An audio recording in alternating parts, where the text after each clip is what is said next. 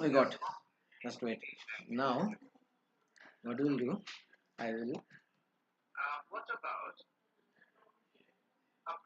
Wow, so many messages. मैं reply कर रहा हूँ वो आप मत देखो मैं रिप्लाई कर रहा हूँ पहले आप गूगल ये यूट्यूब लिंक का क्लियर करो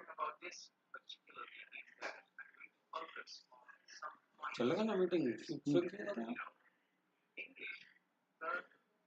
participant के लिए extra participant 100 capacity 200 300 लोग wait कर रहे हैं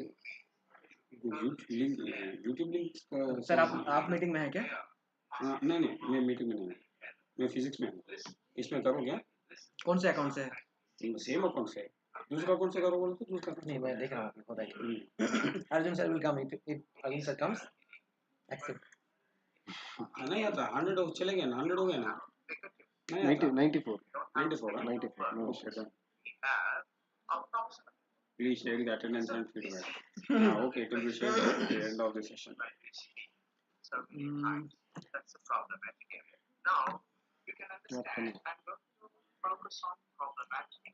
आई विल रिमूव सम नहीं रिमूव करेंगे तो नहीं आएगा ना 94 है ना नहीं वो 94 ये दिखा रहा है प्लस 94 अच्छा 9 plus 94 8 plus 94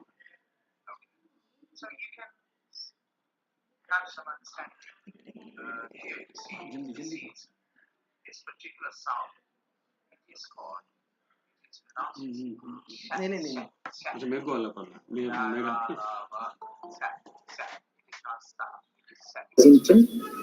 English, sorry, Telugu language. So this kind of sound may interfere with sir sometimes in Indian context, may not be in Telugu, but in some states it can be a problematic. I mean, it can affect sir sound. Okay, so such kind of things we can understand here.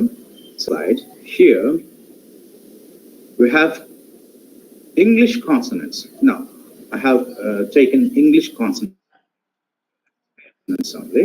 Here, let's just pay attention here.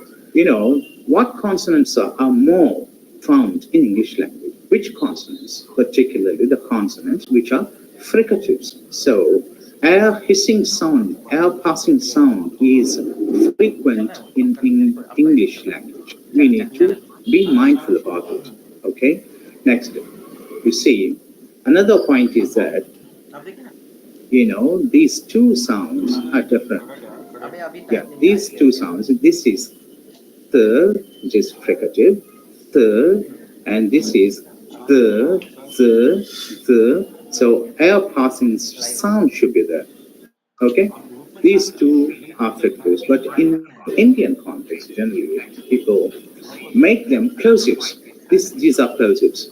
That means sudden release. We pronounce these sounds as th, th, the. For example, THINK. We generally, in Indian situation, we pronounce think. Actually, it is fricative. That's why we are supposed to pronounce it as think, think, think. Okay? So all these sounds are there. Some sounds are there. We are going to talk about those sounds also. Okay? Such kind of instances are there. Now you see English vowels. I'm bringing into the context about Indian situation, linguistic situation in particular. That's why what I'm going to do here is I'm just separating the sounds which are similar and which are not similar. Okay, which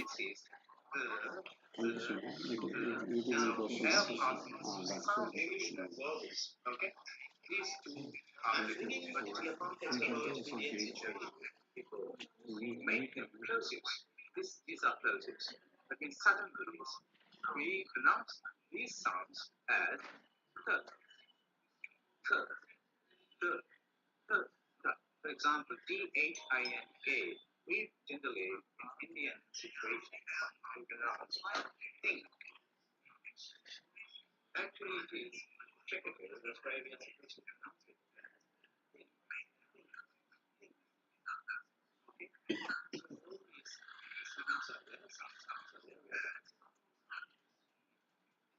maths का भी करना है इसके बाद।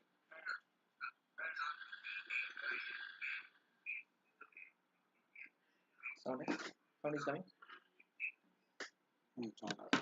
Everything is good. Same one actually, slight different. Main वाला है ना, सिर्फ वही दिखेगा और एडिट कर रहा ये लिंक सबको ये दिखेगा, है। कुछ नहीं होता।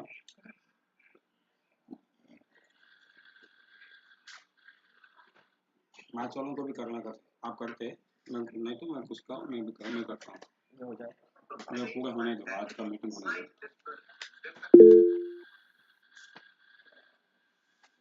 फीडबैक लिंक शेयर करो personal.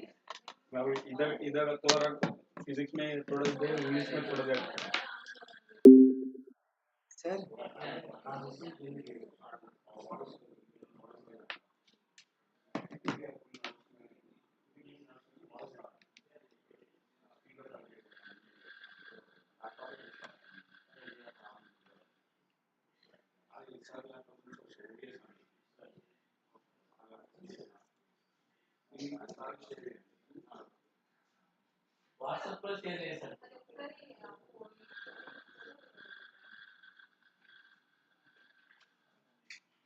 Shrikant sir, Arjun sir, आप चले गए ना?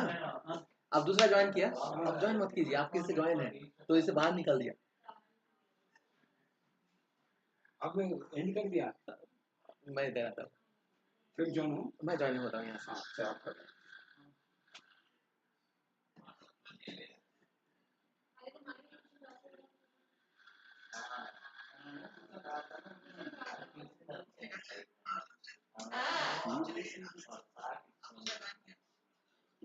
you can always mute them. There is a mute. No. Very easy.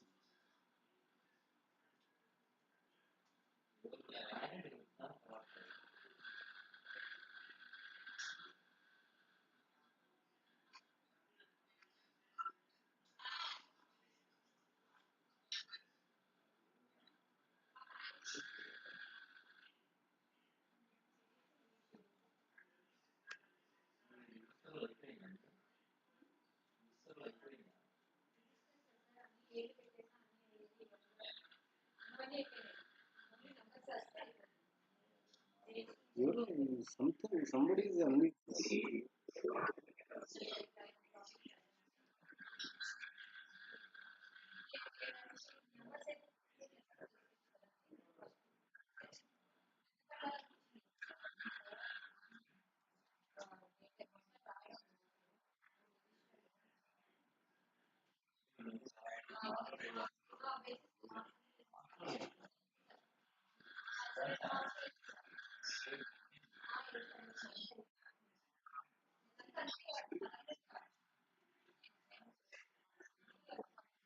Video. This is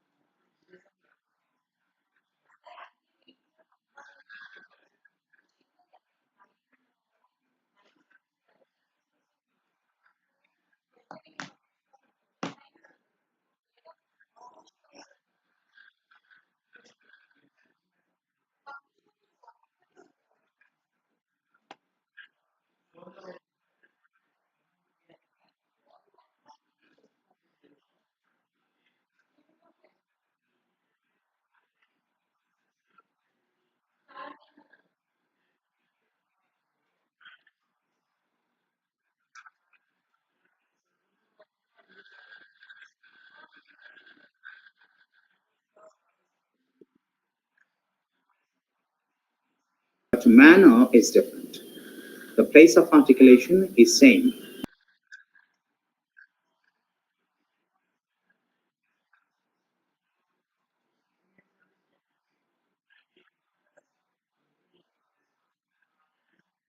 We don't have them in Indian languages.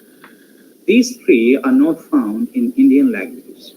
This is je, as in pleasure, treasure. It is, of course, we are able to pronounce this sound when we come across such kind of words, pleasure, treasure, occasion. That's okay. But I'm just, for the sake of identifying, I'm just telling, this is not found in Indian languages. This is an entirely dissimilar feature. And this is also not found. I have already talked about these two sounds. Okay? Yeah. So in Indian context, we have problem with diphthongs. Diphthongs in the sense, only two diphthongs are available in Indian language generally. Sir, can I please interrupt, sir? Yeah. When you switch on your video, the PPT is not visible. So you have to do either of these. Either you switch on the video or your... Maybe there they have to manage it, I think. And madam, can you... We will try to do that. Yes. Please continue with your presentation, sir. Yeah. Yeah. We'll try to show the slides as well. Yeah, okay. Yeah, there are 8 diphthongs in English language, whereas in Indian context we have 2 diphthongs generally. You see, 2 diphthongs are I and ow. I and ow. I and ow. 2 diphthongs. But here in English language we have 8 diphthongs. So many words have these diphthongs. So I'm going to give some examples how they are pronounced generally, but how they should be with these diphthongs.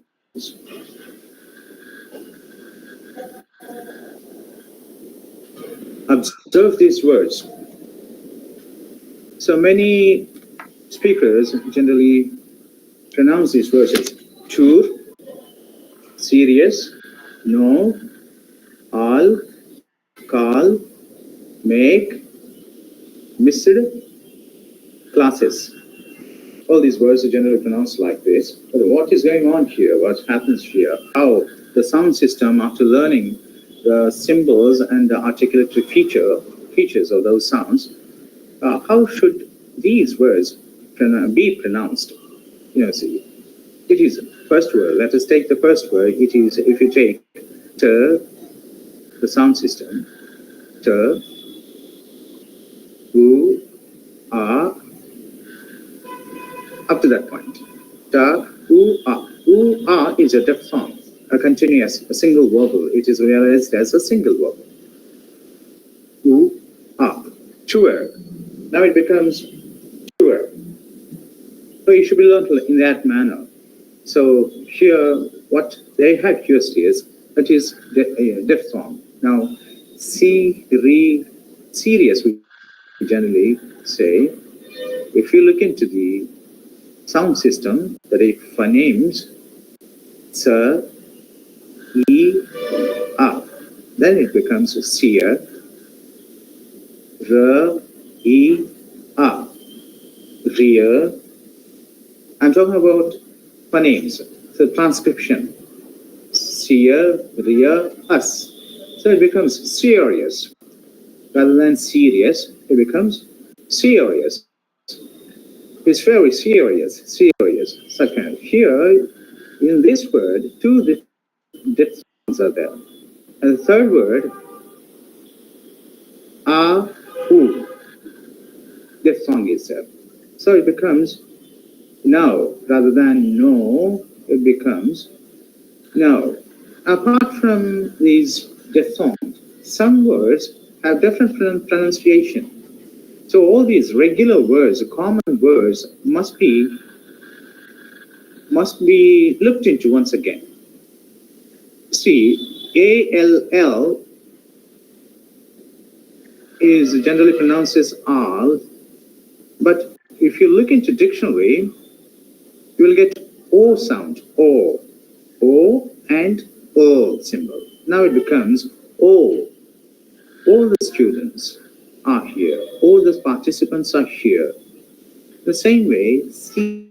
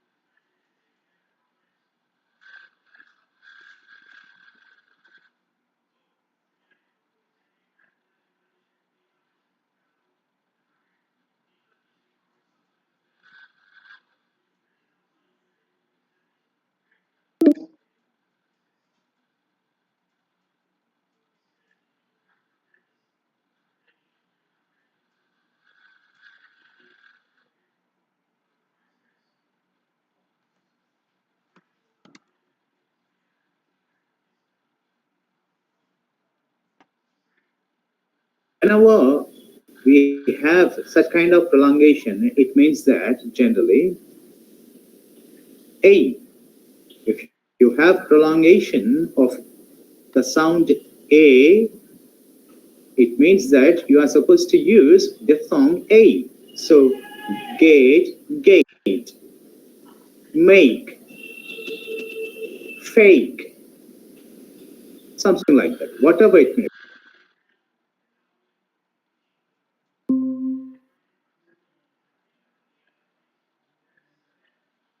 This is a most common problem generally found. Students. This is Jeevan. Yeah. Now, could you please share your screen rather than this video? I have already shared. Why? That is not visible. You just. Is it okay now? No, not okay. Okay.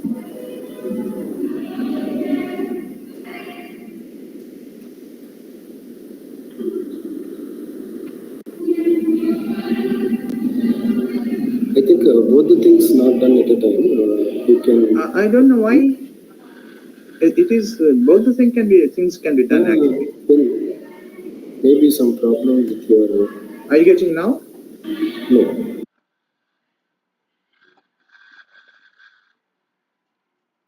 Yeah. Now we are getting, sir. Okay. Now it is okay. Thank you. Okay. Yeah. Okay. Am I clear? My voice is clear to you? Yes, sir. Oh, okay. Yeah. Now, that is make. This particular diphthong is to be kept in mind. Okay. Next, MISSED. So this one, as we added past tense marker here, missed. It becomes missed rather than missed. And this one, class is rather than classes. Okay. We'll be talking about all these things. I'm just making a mention about it. So what kind of problems are there generally?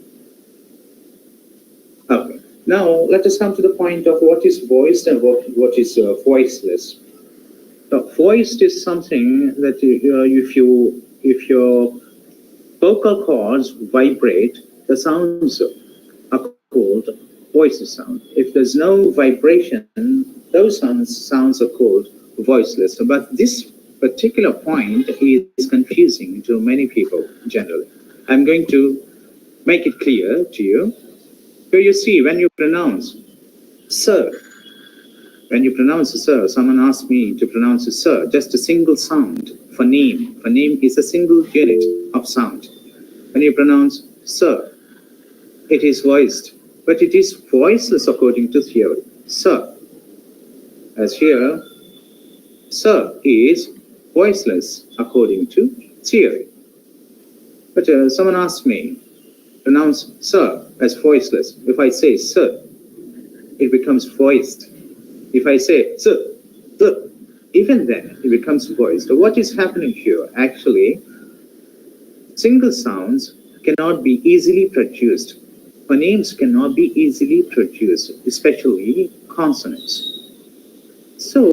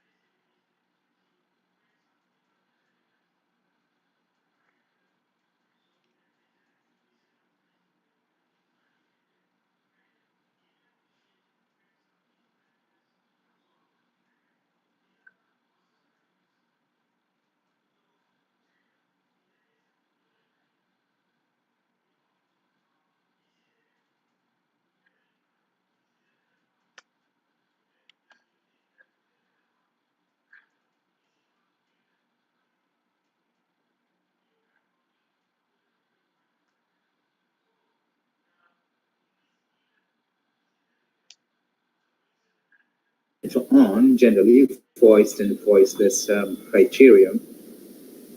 So this one as a subject matter we need to understand. That's okay. And next, these are our past tense marker. Tip plus ed. Now here you see this is voice tip. There's no sound. There's no voice at all. Now when you have voiceless sound, if you add ed, it becomes stuck rather than it's not tipped. It becomes tipped. It becomes tipped. Okay. At the same time, voiced ed. Ban. Okay. This is not. This is wrong. Okay. Ban plus ed. Banned. I didn't focus on this. I didn't change this. Okay. same time, there is another rule regarding pronunciation. That is, if you get a ta and ta or da sound, word and repeat, we have ta sounds here, and you add ed, then becomes treat it. You are supposed to use it rather than treated. I treated, that's not correct one. I treat it. Treat it. Someone is talking. Yeah. The main point I'm going to talk about here is, rather than talking about voiceless and voiced theoretical description, so in teaching, as a primary purpose, if the primary purpose is pronunciation rather than phonetics as a subject, but pronunciation is practice. If it is practice and the outcome is pronunciation, fluency in pronunciation. So we need to keep all these sounds, voiceless sounds are there, rather than giving a special description about what voicelessness and what is voicelessness. So giving description, rather than giving description, you may go for these sounds. After these sounds, if you put plural marker, it becomes a sir. After these sounds, if you put plural marker, it becomes a sir. It can be like that rather than giving voiceless and voice distinction. So because some students may understand the theoretical description and some students may not be able to understand the theoretical description. So this can be the way to Dr. Das, please wait. Yeah. Nirmala Kashraju, please mute your audio.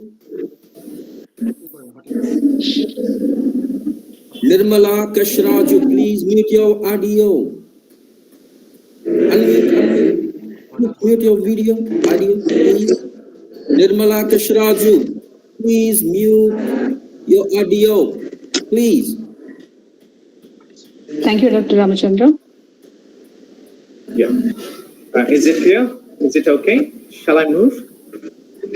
Yes. Please proceed, sir. Yeah.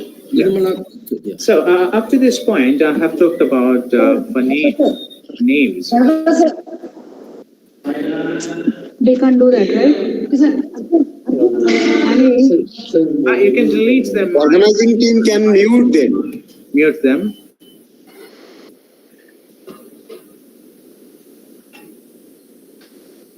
Sorry, sir. Please continue. Yeah. Okay. Up to this point, we talked about phonemes, especially. I'd like to talk about something that is what's the difference between phonemic transcription and phonetic transcription. So people generally, most of the people generally consider to be both are same, but not actually. Phonemic transcription, it is a general sound system of a language, sound system, sound segments of a language. But phonetic is something when you operate in a situation, what is going on in the on those sounds is phonetics actually. In the sense,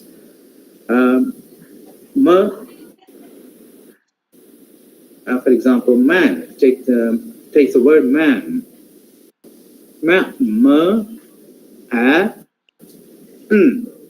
Three sounds are there. Three sounds are there phonemically, in a sense. M, A, N.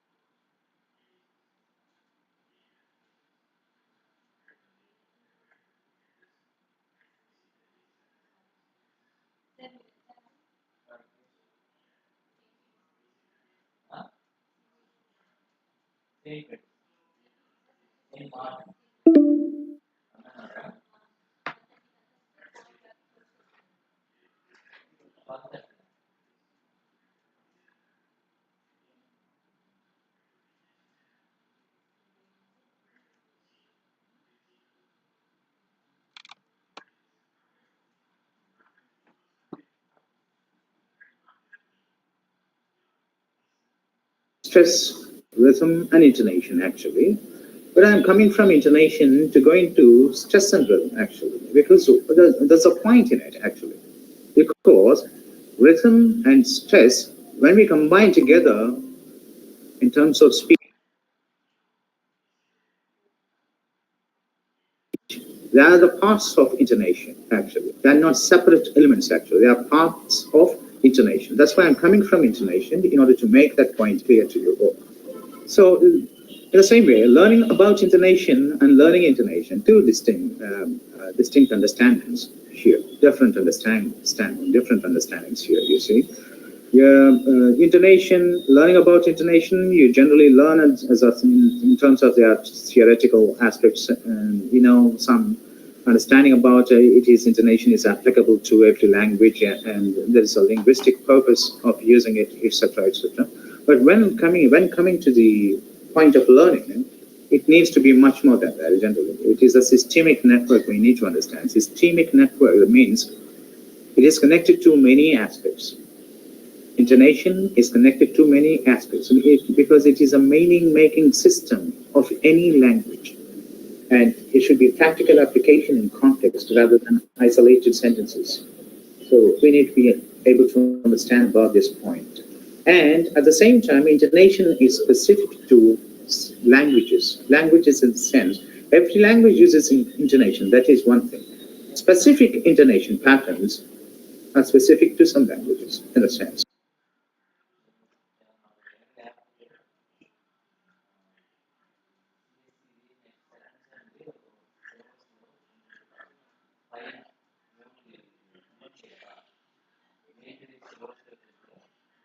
Indian languages is different from English. Okay. So for example, if the intonation of English is applied to Telugu language, that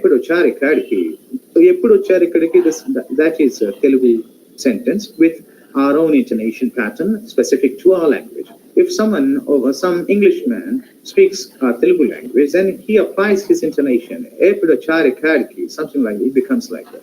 So language specific is intonation sometimes. Yes, we need to be careful about it. And I'm talking about intonation. As I'm talking about intonation, I'm going to talk about some variation of pitch, because intonation is the pitch variations, the system of pitch variations in language.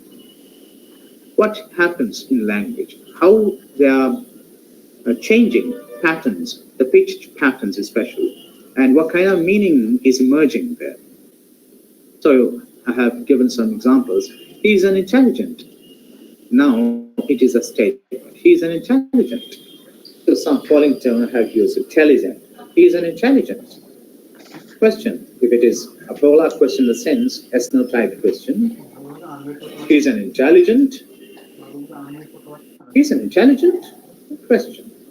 The third example, you see, I'm giving the same sentence here. You see, all the four situations have the same sentence, but meanings are different. Now here, it is a statement. I'm giving some information that he is an intelligent. Here, I have no understanding about his intelligence. Is it really?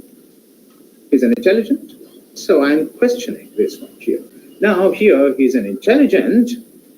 So some kind of doubtfulness is here. He's an intelligence and some kind of partial agreement. Partially, I'm agreeing, yes, he is an intelligent, but he's not hardworking. Or maybe that kind of meaning. And the last one, he's an intelligent. That is irony. I'm speaking it in rising falling tone. He's an intelligent, something prolongating is rising, and coming down is falling. He's an intelligent. He's an intelligent. Some kind of irony. He's an intelligent. I can also produce this with modulation of my voice or something like he's an intelligent. He's an intelligent. Some kind of surprise I may express with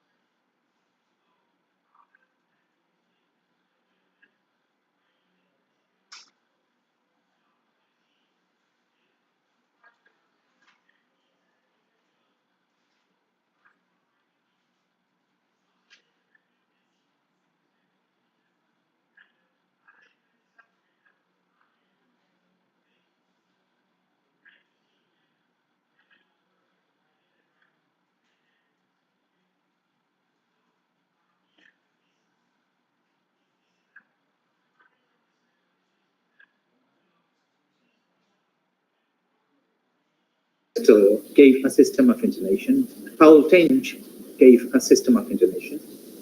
But by and large, all come to the same point, same kind of meaning, but different explanation in order to make the pitch changes and the descriptions are different, slightly. So anyway, rising, falling pitch movements are there in intonation. Rhythm is a part. Rhythm is something, so moving up and down, moving up and down. Our voice moves up and down. And it becomes some kind of, it gives some kind of musical sense in English language. That's what we are going to talk about. So these are the systems in functional grammar. So altogether, right, according to functional grammar, all these structure, system, these are major concepts in functional grammar. Structure, system, stratification, instantiation, metafunction. All these are major concepts. They are directly or indirectly connected to intonation, actually, according to his system of intonation, Halliday's system of intonation. This is a rhythmic constituency, rhythm. We talked about it. For example, I have given some sentence here. Arthur and Jane left for Italy this morning. Arthur and Jane left for Italy this morning.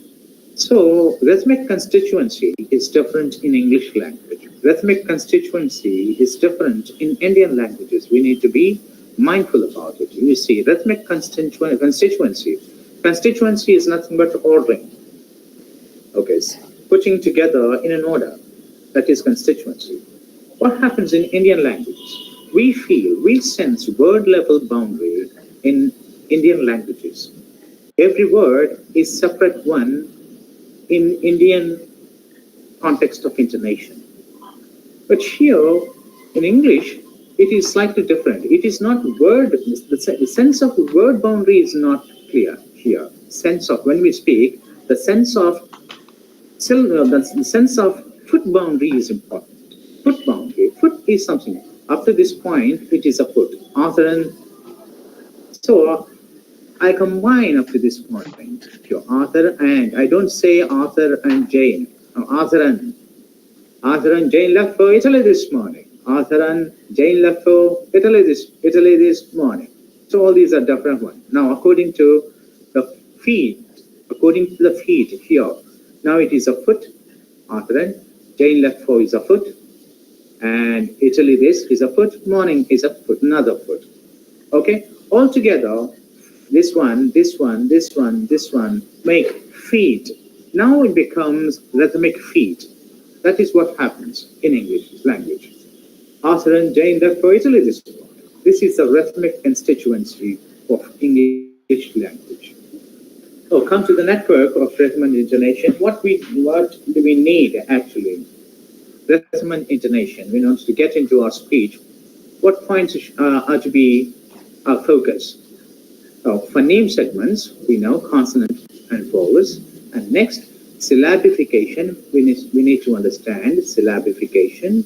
And after that, this is the most important one, generally ignored by people. That is strong and weak forms. Strong and weak forms. There are some functional words. We can also call them grammatical words, grammatical items. These functional words have two forms. One is strong form and one is weak form.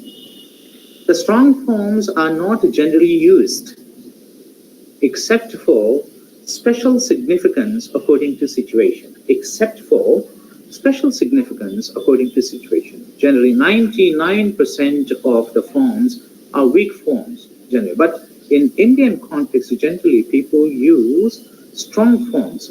So we need to focus, as teachers, we need to focus on strong forms. We should not use strong forms as usually. We should use weak forms. And then whenever some situation gives emphasis to strong form, then we need to use strong form. Otherwise, we go for weak forms. I'll be talking about the strong forms and weak forms in our next slides, okay? And after that, we have word stress. Word stress we need to be careful about it. And rhythmic feet, just now I talked about rhythmic feet, how a feet happens, how a feet is formed. Foot, foot, foot, altogether becomes a feet, rhythmic feet. And coming to intonation, we have tonality, tonicity, and tone. Three aspects are there. We should understand them. I'm coming to them. Just wait. Yeah, strong forms and weak forms, you see. The word AT has a strong form at. So if you see, if you take some word, some sentence like, look at the picture. What did I say now, just now? We are supposed to use weak forms in almost all the cases, except for special case. I'll be talking about the special case too. We are supposed to use weak forms. So you should use, look at the words, at, look at the words, look at the picture, look at the screen, look at, not look at the screen. We should use, look at the screen. And for, we should use weak form.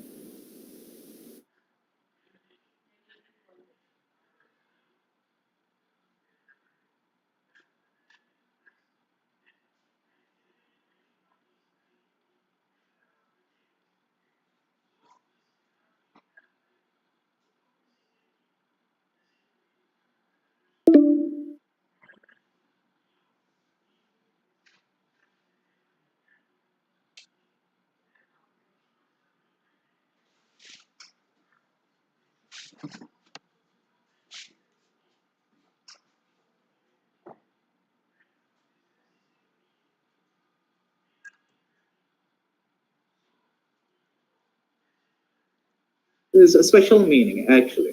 Okay, so you are supposed to use weak forms. To is strong form. The is weak form. Okay, he's going to London. He's going to London. To London. To London. Is not to London. He's going to London. He's going to London. The. His is. He's playing. He is playing rather than he is playing. He's playing. Okay? And so come to the and has three forms of weak forms. And, let us talk about them later. Okay. Word stress and rhythm. What happens about word stress? Word stress, what is word stress? Prominent syllable is there. And breath force we apply, and intensity is also applied on the syllable in order to make it prominent, actually. So sounding a little bit higher than the following syllables, okay, preceding or following syllables. So we have rules also. We should be mindful about rules, especially stress shift is there. So something is noun or something is verb, there's a stress shift. You know, conduct, here it is noun, that is a behavior. Now it is conduct. That is my stressing part. So it becomes something organizing. The same way, object. Now it is object. Object is actually object, verb. The same way, here you see electric, IC ending word, elec, EC. Accented syllable, whereas here electricity, same words actually, now just the derivations and the formation is changed, that's all. But the basic form is same. Everything is related to electric. Electric, lec is the tonic in the sense of stressed syllable. Here, electricity. Tree is a stressed syllable. Here, electronic, tron is stressed syllable. We are supposed to understand this point. Where is the stress shifting? In which context? Whether it is shun ending, whether it is ITY ending, whether it is IC ending. There are some rules.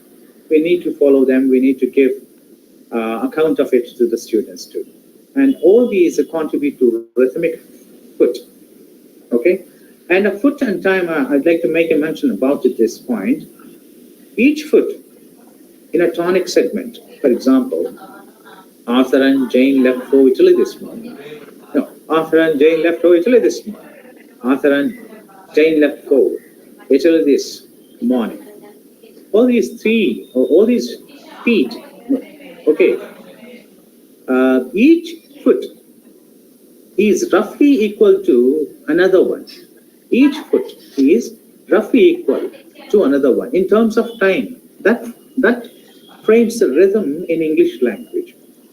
Okay, that's an important point. How it can be actually, how can some words, some foot has 4 words, some foot has 2 words, and some foot has only 1 word. How it can be the same time maintaining on each foot? It is because the weak forms. It is because the weak forms. When we make weak forms, we attach them to strong form in order to make a foot. And then we can reduce the length of weak forms to the extent of our need. Then it becomes Arthur and Jane left for Italy this morning. Some kind of rhythmic patterns can be emerged. That is the major focus here. Here you see, Peter Spence's Weekends at the Sports Club. Here you see, Peter Spence's Weekends at the Sports Club. This is a falling movement here. This is a falling movement here, and this is a falling movement here. Here, this pattern is emerging. Something same time, and same time. I'm not showing here time, but it is observed. Okay. Peter Spence's Weekends at the Sports Club. Why don't you ask him to give your money back? Here you can observe the rhythmic pattern is something like this. Why don't you ask him to give you your money back? Falling, rising pattern in rhythm. So it also gives some meaning here. We have to understand this point. The rhythmic pattern here is not just intonation pattern, whether something is falling tone or something is rising tone. It is not just limited to it. The meaning is reflected at this part also in the form of rhythm. That's why rhythm is also the part of intonation. Why don't you ask him to give your money back? What kind of meaning is here? Meaning is being expressed by the speaker. It is some kind of irritation. I have been asking him. You have been asking him. So, but what's the problem with him? Why don't you? What's the problem with you? Why don't you ask him to give your money back?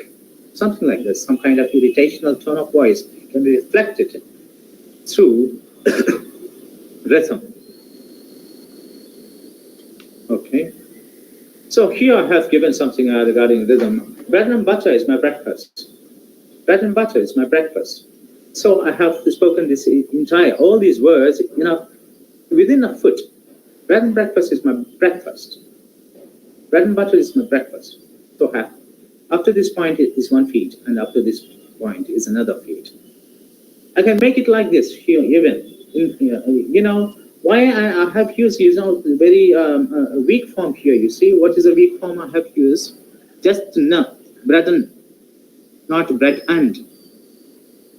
Not even bread and, bread and butter. So, what happens, it contributes to grammar too, in the sense, you see, bread and butter is taken as a single unit. That's why I have used ye's here. Okay? Even here, I am using weak form. Bread and butter. Bread and butter is my breakfast. You can. Okay? But I'm using here as a strong form. Special case, I said. When we use strong form, whenever there's a special case, special meaning, if you want to include in your speech, then strong forms can be accented if there is any significance on the strong form. Bread and butter make a good breakfast. So here I'm dividing the elements with and it is and, so it is clear strong form. Here I can use a strong form. This is the way how strong forms and weak forms are used. Here you also see when are you going to write exams? This is strong form.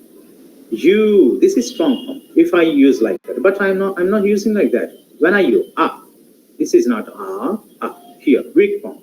You, this is not you. I'm using yeah. When are you going to write exam? I'm just shortening in order to make them weak. But come to the next sentence here. When are you going to write exam? You, I'm going to focus here. I made it strong form. When are you going to write exam? Yeah. So you, in the sense, I'm giving special focus to you. Your brother has already written exam. When are you going to write exam? That's special focus I'm giving. That's why weak form, generally we pronounce, but we made it into strong form here. When are you going to write exam? So something like that. Complete the assignment in a week. Are you completing it? So such kind of, when we make strong form, when we understand the distinction between strong forms and weak forms, and we are supposed to use weak forms most of the times, unless there is some context or situation which compels us using strong form, we are supposed to use weak forms. That's the point. Then we can make it into rhythmic pattern. Yeah, rhythm and attitude. Rhythm is also connected to attitude. The first sentence is very common, you see. When are you going to write exams? This is common pattern. If I say something from high to low, here you see from high to low and further low. When are you going to write exams? There's some kind of understanding here. What kind of meaning is concern? When are you going to write exams? So some concern is there in speaker's voice when he is asking that question. It is coming down pattern of rhythm. Coming down pattern of rhythm. One minute, please. Just 1 minute.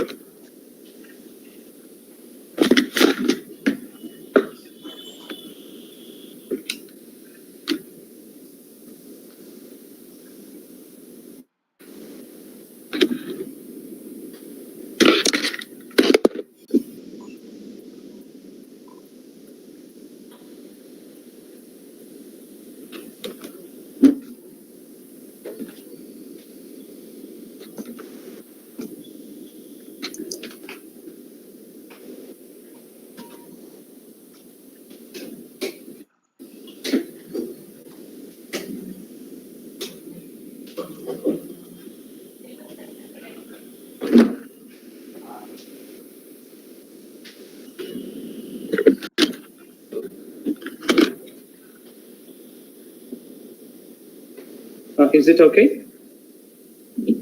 Yes, sir. Okay, yeah. Yeah, that was coming down pattern of rhythm. And next one is climbing up pattern of rhythm. What kind of meaning is emerging at the level of rhythm I'm talking about?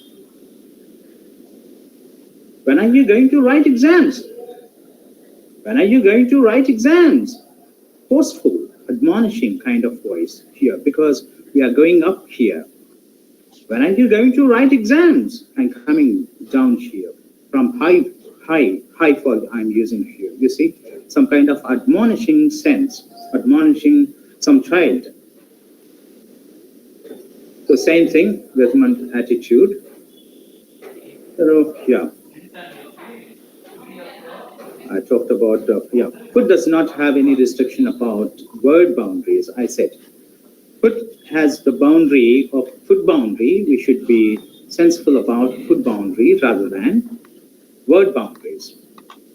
Okay, about when we talk about intonation and rhythm of English language. Okay, the number of foot generally make a feet in a tone unit. This is, of course, if it is a tone unit, if he's in a serious condition of heart disease. This is a sentence here. What happens? He's in a serious condition of heart disease. What happens to him? He's in a serious condition of heart disease. Something like that. What he's doing, the same thing I have already mentioned, that is, he has become weak form in is a weak form. A is a weak form. Actually, strong form for this one is A. E is in a, not like that. He's in a weak form. He's in a serious condition of heart disease, something like that. When we speak like that, we're using weak forms, and we can get such kind of rhythmic pattern in our language.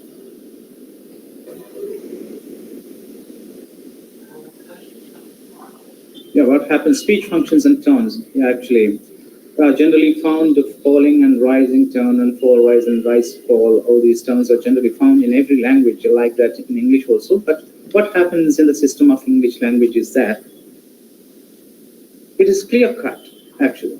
The fall or rise is clear, rather than in Indian languages, they are not clear. They are not a clear marcation of rising or falling.